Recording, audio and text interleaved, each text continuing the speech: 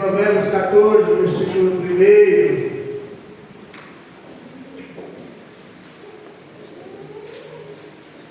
Hoje eu vou estar ministrando, mas vou te dar uma pequena aula de história também. Provérbios 14, verso 1. A mulher sábia edifica a sua casa, mas a insensata com as próprias mãos a derriba. Bem, a mulher sábia edifica a sua casa, mas a tola ou a insensata com as suas próprias mãos a derriba. Senhor nosso Deus, falai conosco, derramai o teu Espírito sobre nós, abre o entendimento do teu povo, para compreender a tua palavra, em nome de Jesus. Podemos assentar-nos. Irmãos, vamos falar um pouquinho hoje sobre mulheres sábias, a mulher que edifica a sua casa, e aquelas mulheres que têm o temor do Senhor na sua vida. Então nós vamos estar, e eu quero contar um pouquinho de uma história que eu estava lendo ontem, e relendo alguns arquivos meus, que eu tenho. Eu lembrei de uma história que vai ser muito importante para você, uma história com H, aquela que foi real, verdadeira, né? O que é uma mulher sábia? A mulher sábia, segundo a Bíblia, aquela que é prudente, aquela que ora, aquela que lê a Bíblia, aquela que ajuda a edificar o lar, né? Aquela que se preocupa com aquilo que fala, para não causar problema. Por exemplo, eu li lá em Provérbios 31, 30, a mulher que teme o Senhor, essa será louvada. A primeira qualidade que uma mulher tem que ter é o temor do Senhor. E essa mulher vai evitar briga, fofoca, disse na sua casa. Ela vai falar com amor, respeito, prudência, não é não? Então ela vai edificar o seu lar, ela vai ajudar o esposo a edificar, a construir, edificar e construir. Porque Deus, quando criou o homem, a Bíblia diz que criou, pois, o homem à sua imagem e semelhança. Deus viu que o homem estava só. Disse: não é bom, eu vou fazer para ele uma auxiliadora. Então a mulher foi criada para auxiliar, para colaborar, para ser a ajudadora do homem. Aquela que ajuda, aquela que colabora, é aquela que sustenta. E então ela tem essas qualidades. E a Bíblia está cheia de mulheres prudentes, aquelas mulheres que edificaram os seus lares, aquela mulher que deram tudo de si, né? Como nós temos algumas aqui que eu quero destacar para você, e antes de falar do exemplo que eu vou destacar com mais profundidade. Sara, esposa de Abraão, que nós sabemos, Deus mandou uma promessa para Abraão. E quando Deus mandou a promessa, Sara era nova ainda, Abraão também. Os anos foram passando, Abraão deu 80, 90, 95, 98, 100 e nada da promessa. Sara estava com 90 anos. Quando Deus falou: daqui a um ano, tua esposa Sara vai abraçar um filho, ser gerado dela, por que ela viu? Ela deve ter olhado lá para esse corpo, não vai dar mais não, Senhor. Já despencou tudo, né? Isso é a lei da gravidade, irmãos, tá? Vai despencar mesmo, do homem e também da mulher. Da mulher mais rápido. E aí, irmãos, mais rápido. Pode encher, mas não é bom. Mas por que Sara riu? Porque era um milagre fora da curva. Só que Deus, quando Ele vem na vida de alguém, Ele vem para fazer algo extraordinário. Mas por que Deus fez? Porque Abraão era fiel. Porque Sara era esposa de um homem fiel. Sara errou, falhou, sim, mas ela foi um exemplo de perseverança, né? E dentro da Bíblia, eu estava pensando aqui agora mesmo, eu acho que não tem em todo o universo uma mulher mais linda do que Rebeca. Rebeca, tanto é que na teologia a gente chama que Rebeca é o tipo perfeito da igreja.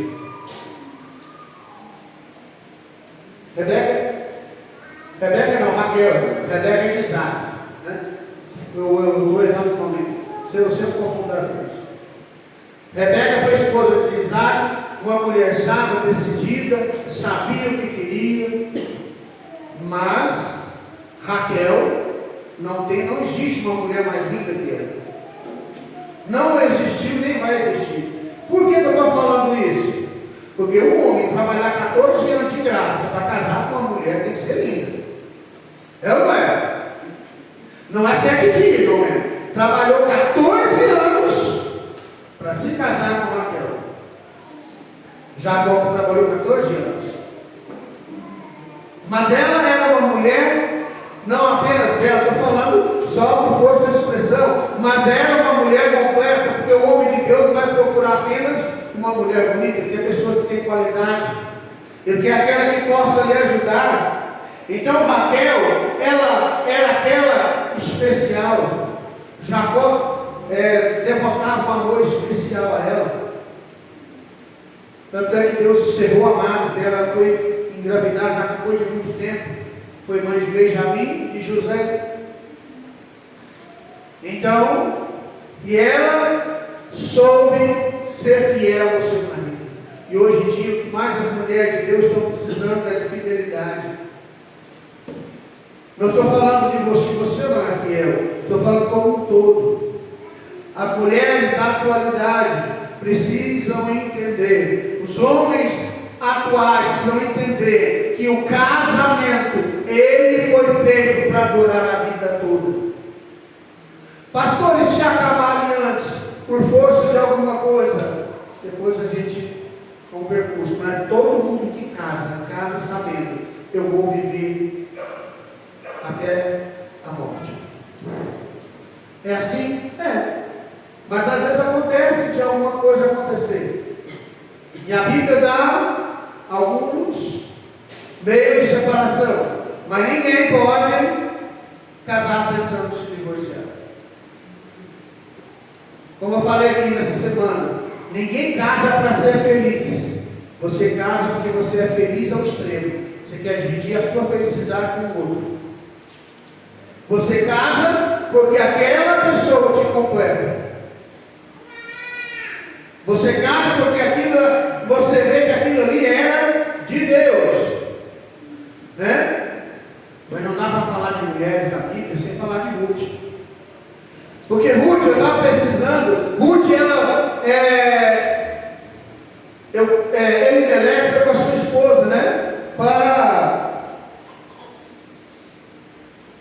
procurar um país vizinho, lá em Moab. E diz a Bíblia que aquele homem foi com sua esposa e seus 2 filhos, Malão e Quilion, lá em Ruth capítulo 1. Se não me engano, eu falei errado, Eucana o nome dele. Eucana ou Elimelec. Então o que ele fez, aquele homem? Aquele homem foi e sua esposa foi junto. Porque lá na terra de Israel, lá na terra de Judá, havia muito sofrimento, estava passando necessidade, estava passando dificuldade. Eles tentaram a sorte em outro lugar. Toma cuidado quando você quer tentar a sorte.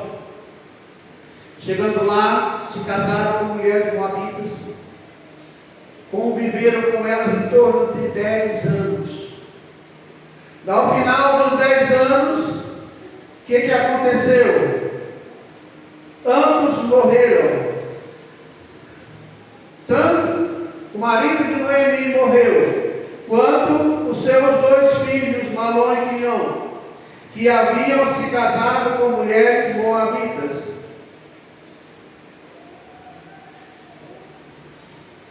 E as suas 2 noras se apegou a Noemi. Bem?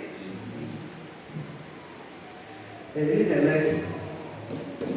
Só para confirmar, Elimelec não confundi, Eucana é marido de Ana. Então, olha só, irmãos, não é tanto nome na Bíblia que a gente no Velho Testamento, eu acho que era o nome do Edu. Então, irmãos, aquele homem morreu, seus 2 filhos morreram. Então Noemi viu, ela ficou sabendo que Deus visitou o seu povo, e lá na sua terra a coisa melhorou, e ela ia voltar, e as suas noras, Orfa e Ruth, queriam ir com ela. Não me falou assim: rapaz, eu estou velho, não dá mais. Porque segundo a lei judaica, o filho que nascesse teria que tomar aquela mulher como esposa para poder levantar a descendência, segundo a lei judaica. Eu não posso ter filho, mesmo se eu chegar a ter, vai demorar. Vocês são jovens, de outra nação, vai embora. Orfa foi, mas Ruth se apegou, como nós sabemos, à sua sogra, e diz que sogra é ruim, né? Mas não existe uma mulher melhor que a minha sogra. Minha sogra é boa. Te confesso que quando eu me casei, ela pegava muito no meu pé, mas era um tom de brincadeira, brincando, e graças a Deus, ela sempre me deu bons conselhos, e sempre me respeitou muito como filho. Então aquela mulher se apegou a Noemi. Noemi deve ter aquela mulher de oração, de qualidade, aquela mulher que vale a pena ser seguida. Tanto é que muito falou assim: olha, aonde tu fores eu vou. O teu Deus é o meu Deus. Aonde você morrer, eu quero morrer. Eu quero ser enterrado aonde você foi enterrado. Que fé. E ela foi. E a fé dela foi tanto que ela chegou no povo de Israel, lá em Judá, e entrou para a linhagem santa, e se tornou mãe de Obed, e foi mãe de Jesus. Foi mãe de Obed, Obed foi pai de Jessé, e foi pai de Davi. Ela entrou para a linhagem santa, porque aquela mulher temia ao Senhor. Aquela mulher havia temor de Deus na sua vida. Se há temor de Deus na sua vida, fica tranquilo que Deus vai te abençoar. Amém? Mas eu falei no começo, eu quero contar um pouquinho da história dos irmãos. A história de uma mulher, talvez você já ouviu, o nome dela é Susana Wesley. Ela viveu no século XVIII, né? Nasceu no século XVII e morreu no século XVIII. Ela nasceu no dia 20 de janeiro de 1669 em Londres. 1667, no século XVII. E ela morreu no século XVIII. E ela se casou com Samuel Wesley. Eles se casaram em 1688. Agora você vai entender porque eu estou falando de uma história tão antiga assim.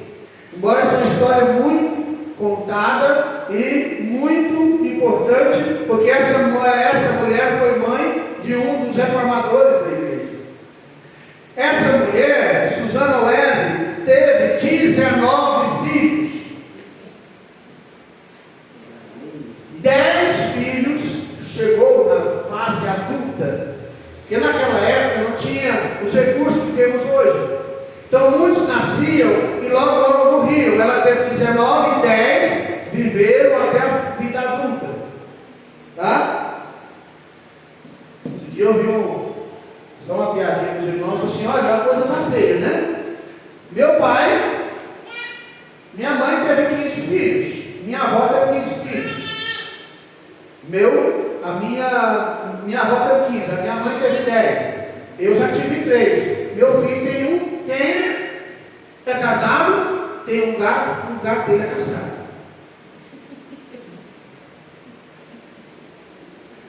Você vai nas praças, as pessoas querem andar só com cachorro, com pet. Eu não sou eu acho que aquilo que é bom deve ser exaltado.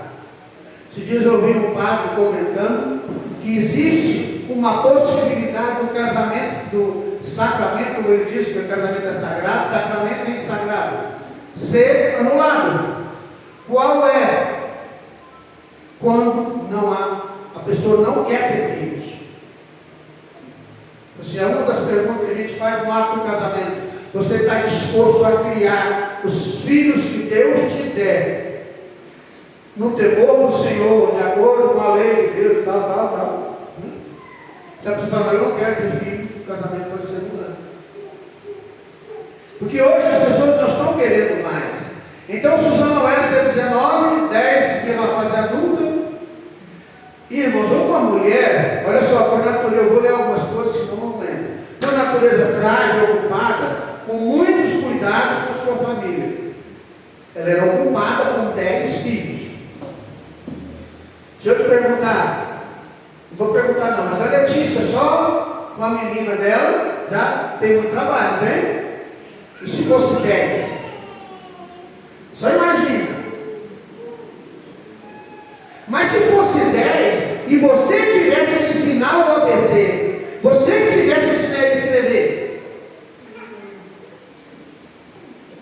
E essa mulher, com 10 filhos, uma mulher por natureza frágil, né, ocupada com muitos cuidados da sua família. Só que ela tinha uma qualidade, irmão Jacinto. Ela separava 2 horas por dia para leitura e oração. 1 hora pela madrugada e 1 hora à noite. Todo santo dia. Sem exceção nenhuma. Era sagrado. Em sua casa, 6 horas por dia, durante 20 anos, Susana Wesley ensinou cada um de seus filhos de forma tão abrangente que se tornaram altamente qualificados. Ela ensinou seus filhos. Deu uma época no passado, estão falando de Londres, um país, na Inglaterra, um país bem mais desenvolvido, que não havia muitas escolas, o pai e a mãe ensinavam. Era 6 horas por dia. Susana Wesley ajudou-nos a mudar a realidade. Por isso ela ensinou suas filhas a ler e escrever. Porque naquela época, as filhas não iam para a escola. Não sabiam ler e escrever. Susana Wesley aprendeu, ensinou seus filhos e as suas filhas também. Mas agora eu vou te mostrar as qualidades. Bem, olha só, durante a vida, seguiu o exemplo da sua mãe, passando 1 hora de madrugada, 1 hora à noite, orando e meditando na Escritura. Isso é sobre João Wesley, que veio a ser um dos seus filhos que se tornou o reformador da igreja. O João Wesley seguiu o exemplo da sua mãe. De madrugada, separava 1 hora. Na hora de dormir, 1 hora. É oração mesmo. Bem? Susana Wesley acreditava que aquele que poupa a vara aborrece seu filho. A Bíblia diz: aquele que retém a vara não ama seu filho. Eu tenho algumas regras que agora eu vou ler para os irmãos. Então, ela acreditava que o pai que não corrige o seu filho, ele não ama ele. Eu já vi histórias que o filho está lá no presídio e fala assim: pai, eu estou aqui, mas a culpa é sua. O senhor nunca me corrigiu. Tudo que eu queria, o senhor me dava. Então, aprenda a corrigir seus filhos. Amém? Logo que aprendiam a ler e falar, repetiam a oração dominical de manhã e à noite. E a oração dominical é a oração do Pai Nosso, né? E eram ensinados também a acrescentar os pedidos conforme o seu desejo. Ao chegar à idade própria, um dia da semana era designado a cada filho conversar sobre as dúvidas e dificuldades, porque eles tinham tudo no lar. E uma vez por semana, cada um dos filhos tinha que falar qual é a sua dúvida.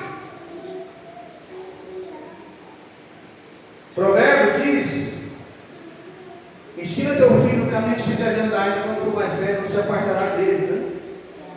Amém? Uma coisa que ela fazia, ela não consentia que seus filhos chorassem em voz alta. E ela diz: um filho jamais ganhou coisa alguma chorando na casa de Suzana Wesley.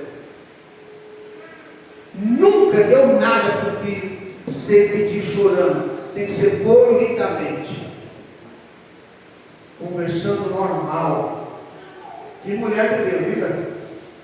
Os filhos da birra e é difícil. Nunca se omitia o culto doméstico do programa do dia, no lar de Samuel Wesley, que era seu esposo. Lá o culto no lar é sagrado. Você tem culto no lar na sua família, irmão? Uma vez por semana você tem que ter. Reunir ali 10, 20 minutos. Ler um versículo da Bíblia. Deixar que os filhos leiam um versículo também.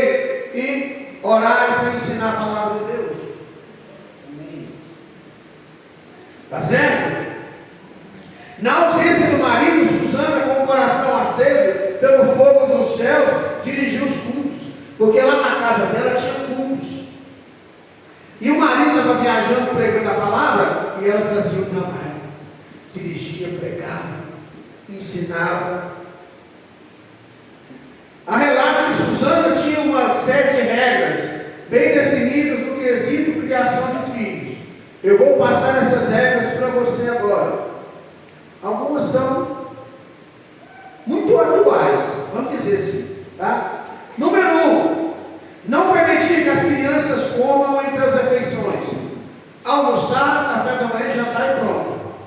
Tem agora ficar comendo toda hora não. Regra ela, tá? E segundo a ciência, quanto mais você quer viver longo, viver mais, coma menos. Quanto menos você comer, mais você vive.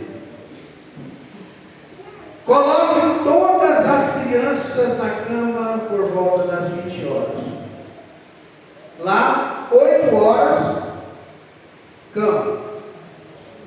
Quando a gente era criança, quando a gente não queria ir para a cama, sabe, o que o pai e a mãe faziam? Hã? Você ia assim mesmo? Ou você ia voluntariamente ou ia chorando depois do agoiroada. É assim, né? Faça-as tomar remédio sem reclamar. Adoeceu, não quero tomar remédio, toma assim mesmo. Natanael dava um trabalho para tomar remédio, Jéssica. Agora parou? Melhorou? Eu veio tomar remédio depois de velho. Então isso na casa dela não tinha. Reprima a teimosia nas crianças e desse modo trabalha com Deus para salvar suas almas. Criança teimosa, levada, corrija e trabalhe para Deus salvar a alma dela. Entendeu? Essa é uma das regras dela. Regra número 4. 5. Ensine cada uma delas a orar. Então logo começou a falar. Começou a falar, aprenda a orar. Ore. O Nicolas ora. Quando vai almoçar lá em casa, falar com o papai do céu. Né? Ele sabe o que está falando dele.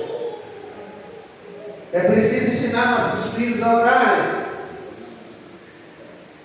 Faça que todas fiquem em silêncio durante a adoração familiar. O que é a adoração familiar? É o momento de oração. É o momento do culto doméstico. É o momento que o pai está lendo a Bíblia, a mãe está lendo a Bíblia, ensinando a família. Tem que ficar em silêncio.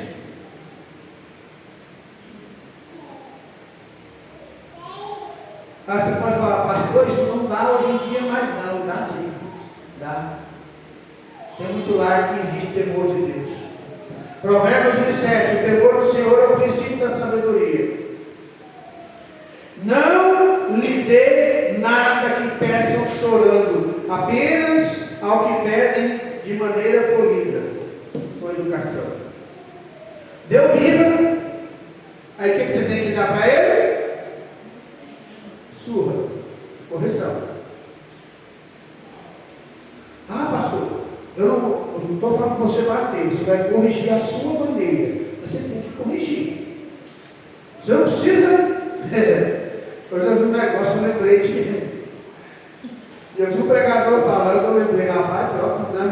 foi assim. Não vou falar o nome quem falou, não. Falou assim: olha, minha mãe me bateu uma vez só. As outras foi tudo tentativa de homicídio. A minha velhinha lá batia assim. Já falei, sabe aquele mangueirinho do chuveiro? Ela arrancava aquilo, dobrava ela e... Quando era ela, eu agradecia a Deus. Porque de vez em quando ela pegava aquele fio do ferro, lembra? E soltava. Não era que nem hoje, ele é pregado. Pegava ele e dobrava. É de mim, irmão. Não é dos meus irmãos, não. Eu sou o caçula, meus irmãos tinham crescido. Era eu que ia para a represa, era eu que ficava brincando na rua, era eu que chegava todo machucado. Então, mas você pode corrigir a sua maneira, mas você tem que corrigir. Tá? Nunca permita que um ato pecaminoso fique sem punição. Isso aqui é coisa séria. Filho pecou, errou, tem que ter uma punição. Porque se eu não aprender a corrigir em casa, coisa pequenininha, é bonitinho, está pequenininho, vai crescendo. Aquilo ali vai crescendo. Vai chegar um dia que você não vai poder falar nada. Não sei se você já leu o livro do Augusto Cury, Pais e Filhos, Pais Brilhantes, Professores Fascinantes. Você vai ver o que é um livro maravilhoso. Vai ensinar sobre pais e filhos. Ele fala que bons pais treinam, educam seus filhos, treinam eles para vitórias. Pais excelentes, extraordinários. Ele vai treinar seu filho para a derrota. Meu filho, você vai ter muita derrota na vida. Mas quando cair, levanta e tenta de novo até você conseguir o seu objetivo. Não deixe que as pessoas falem que você não é capaz. Nunca puna duas vezes a criança por uma simples ofensa. Elogie e recompense o bom comportamento. Filho é bom comportado, tem que ser elogiado. Tem que ser exaltado. Tem pais que falam, hoje em dia quase não está tendo isso, que os pais têm 1, 2 filhos só, né? Mas quando tem mais, meu pai puxa saco de fulano. Né? Mas não é que puxa saco, porque o outro é mais obediente. É ou não é? Se é mais obediente, então ele tem uma recompensa um pouquinho maior. Mas o amor é igual. Amém? 12. Toda tentativa de agradar, mesmo que fraca, tem que ser elogiada. Seu filho, você que é mãe, pai, tentou te elogiar, comprou alguma coisa, te deu alguma coisa, pegou uma flor lá do quintal, trouxe para você, agradeça. Você pai, mãe, você filho, quando a sua mãe fazer aquela comida que você gosta, elogie, agradeça. Amém? Preserve o direito de propriedade, mesmo nos menores assuntos. Saiba, cada um tem o seu. Cumpra com rigor todas as promessas feitas. Isso aqui é bíblico, é Eclesiastes 5:5. Melhor que não vote do que vote se não cumpras. Cumpra o voto que prometeste. Você prometeu, cumpra. Como diz o ditado, o que é combinado não é caro. Se você falou, se fizer isso vai apanhar, fez de novo, você tem que bater. Porque senão, você tem que corrigir. Senão você está desmoralizando a sua palavra, você fica sem palavra. Você vai saber, meu pai fala, mas não cumpre. Posso fazer o que eu quero. Não exija que uma criança trabalhe antes de saber ler. Você quer ter passado, hoje não está podendo trabalhar de jeito nenhum, né? Lá naquela época. Ensine as crianças a temerem a vara. Né? E temer a vara. A vara hoje, naquela época, era a varinha de marmela, vara de goiaba, na minha época. Tinha época que falava assim, já assim. Vai lá e pega uma vara de goiaba. E a gente besta, ela é pegada. Ela descascava ela e descascava o couro. Minha mãe fazia isso. Hoje em dia já não é assim mais. Oi? Hoje tem um cantinho de pensamento, né? Cantinho de pensamento na minha época não funcionava muito. E mais, você tem que saber, seu filho tem que aprender, se eu errar, eu vou ter uma consequência. Porque tudo que planta colhe, irmãos. Não dá, por exemplo, uma coisa que o governo fez de errado. Agora, minha nora, que a professora pode explicar. Parece que não pode reprovar ninguém, né, Jéssica? Oi? Pois é. Mas a criança não soube nada, e está passando. Vamos errar. Tem que aprender, tem que saber o que está fazendo. E eu vou te dizer uma coisa: ensina os seus filhos a ter prazer na leitura.